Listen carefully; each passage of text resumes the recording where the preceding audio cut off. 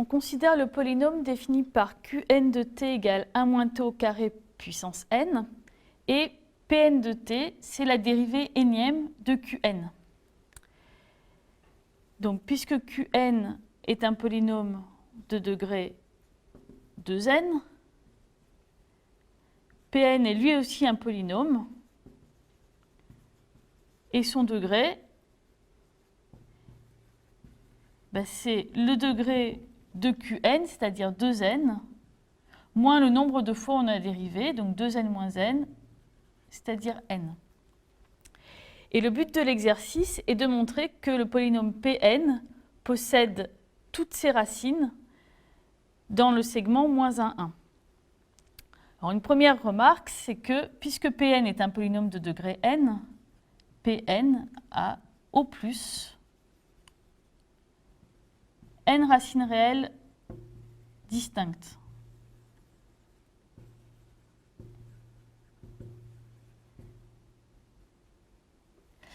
Donc montrer que Pn a toutes ses racines dans le segment moins 1, 1, ça revient à trouver n racines distinctes de Pn dans le segment moins 1, 1. Alors, avant de s'intéresser aux racines de Pn, on va commencer par regarder celles du polynôme Qn.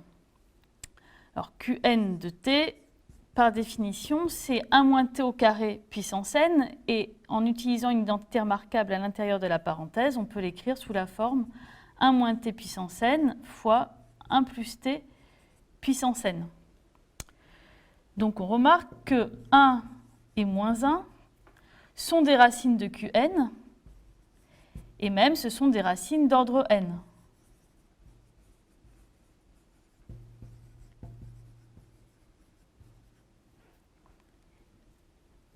Du polynôme Qn. Alors ça, on sait d'après un résultat de cours sur les polynômes que ça implique que Qn de 1 est égal à Q'n de 1, etc., est égal à Qn dérivée n-1 fois de 1 est égal à 0. Autrement dit, 1 est une racine de Qn et aussi de toutes ses dérivées jusqu'à l'ordre de dérivation n-1. Et on sait aussi, même si on ne s'en servira pas, que Qn dérivée énième de 1 est différent de 0. Et puis, puisque moins 1 est aussi une racine d'ordre n de Qn, on a la même égalité avec Qn de moins 1 égale Q'n de moins 1 égale, etc., égale Qn dérivée n-1 de moins 1 égale 0. Et de même, on obtiendrait aussi que Qn dérivée énième de moins 1 est non nul.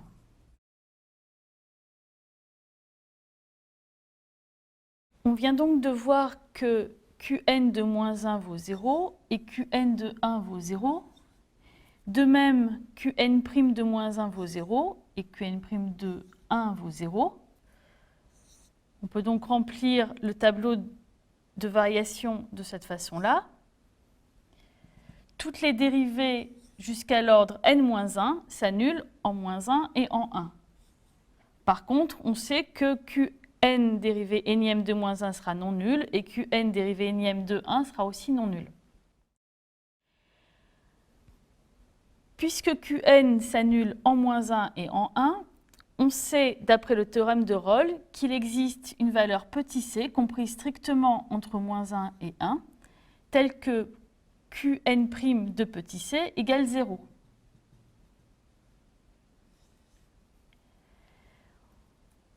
On a donc 3 racines pour Qn', 3 racines distinctes.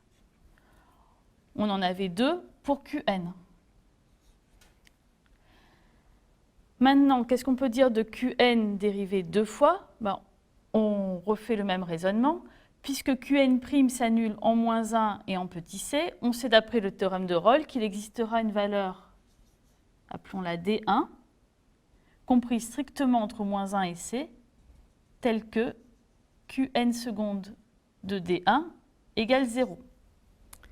Par contre, on ne sait rien sur Qn secondes de petit c, mais on peut de nouveau appliquer le théorème de Rolle à la fonction Qn' entre c et 1, ce qui donnera une valeur D2 comprise strictement entre c et 1, telle que la dérivée de Qn', c'est-à-dire Qn secondes, s'annule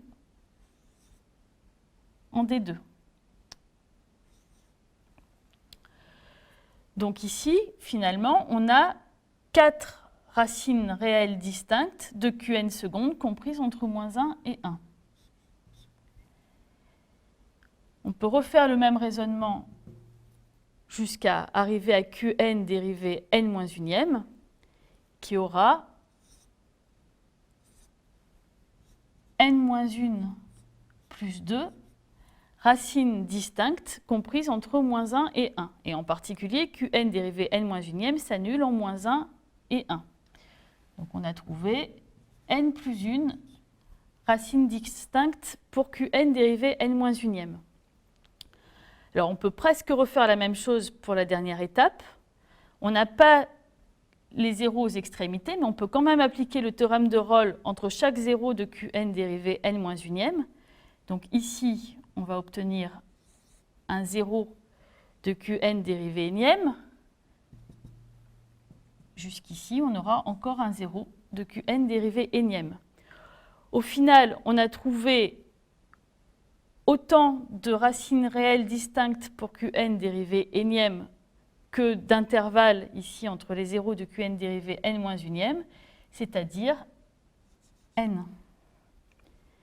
Et ce qu'on a montré, c'est donc que Qn dérivée n, c'est-à-dire Pn, a n racines distinctes dans le segment moins 1, 1. Puisque c'est le nombre maximum de racines que peut avoir le polynôme Pn, on a bien montré que toutes les racines de Pn sont dans moins 1, 1.